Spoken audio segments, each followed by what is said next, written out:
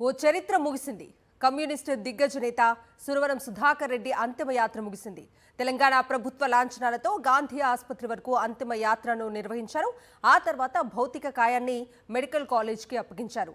సుధాకర్ రెడ్డి పార్థివ దేహానికి తెలంగాణ ముఖ్యమంత్రి రేవంత్ రెడ్డి నివాళులర్పించారు. మగ్దూం భవన్కు వెళ్లి శ్రద్ధాంజలి ఘటించిన రేవంత్ రెడ్డి సురవరంను గొప్ప పోరాట యోధుడిగా అభివర్ణించారు. పలువురు నేతలు సురవరం సేవల్ని స్మరించుకున్నారు. సిపిఐ జాతీయ మాజీ ప్రధాన కార్యదర్శి మాజీ ఎంపీ సురవరం సుధాకర్ రెడ్డి అంతిమయాత్ర ముగిసింది.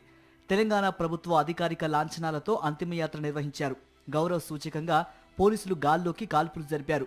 ముగ్దుం భవన్ నుంచి గాంధీ మెడికల్ కాలేజీ వరకు అంతిమయాత్ర సాగింది. వైద్య పరీక్షల నిమిత్తం గాంధీ మెడికల్ కాలేజీకి సురవరం పార్థివ దేహాన్ని అప్పగించారు. ఇప్పటికే ఆయన కళ్లను ఎల్వి ప్రసాద్ కంటి ఆసుపత్రికి ఇచ్చారు.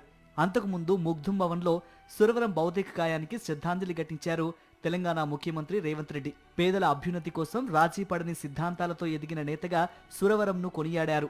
పాలమూరు జిల్లా బిడ్డ జాతీయ స్థాయి నేతగా ఎదగటం గర్వకారణమన్నారు. లాల్ సలాం కామ్రేడ్ అంటూ సంతాప సందేశం రాశారు రేవంత్ రెడ్డి.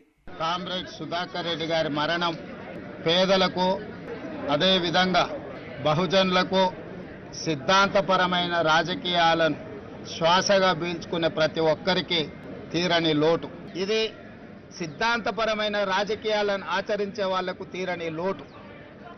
కాంగ్రెస్ పార్టీ పక్షాన ముఖ్యంగా మా జిల్లా వాసిగా మా జిల్లాకే వన్న తెచ్చిన ఒక గొప్ప నాయకుడు, ఆ జిల్లా నుంచి ఆనాడు బూరుగుల రామకృష్ణారావు గారు కావచ్చు, కీర్తిశేషులు జయపాల్ రెడ్డి గారు కావచ్చు, ఈనాడు సురవరం సుధాకర్ రెడ్డి గారు ఆ పాలమూరు జిల్లాకు వన్నె తెచ్చిండ్రు.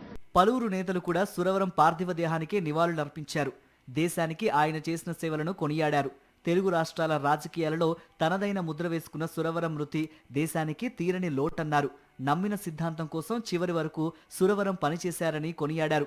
ప్రజానాయకులు ఎన్నో విప్లవోద్యమాల్లో, ఎన్నో ప్రజా ఉద్యమాల్లో, ఎన్నో కార్మిక ఉద్యమాల్లో, తెలంగాణ ఉద్యమంలో తన వంతు పాత్ర పోషించి చిరస్మరణీయమైన ముద్ర వేసుకున్న మహనీయులు పెద్దలు సురవరం సుధాకర్ రెడ్డి గారి మరణం మా అందరినీ కూడా తీవ్రమైన ఆవేదనకు, తీవ్రమైన దిగ్భ్రాంతికి గురి చేసింది. వారు అంచెలంచెలుగా ఒక విద్యార్థి నాయకుడిగా తన ప్రస్థానాన్ని ప్రారంభించి ఒక జాతీయ పార్టీకి జాతీయ స్థాయిలో ప్రధాన కార్యదర్శిగా 7 ఏళ్ల పాటు బాధ్యతలు నిర్వహించడం అంటే సామాన్యమైన విషయం కాదు.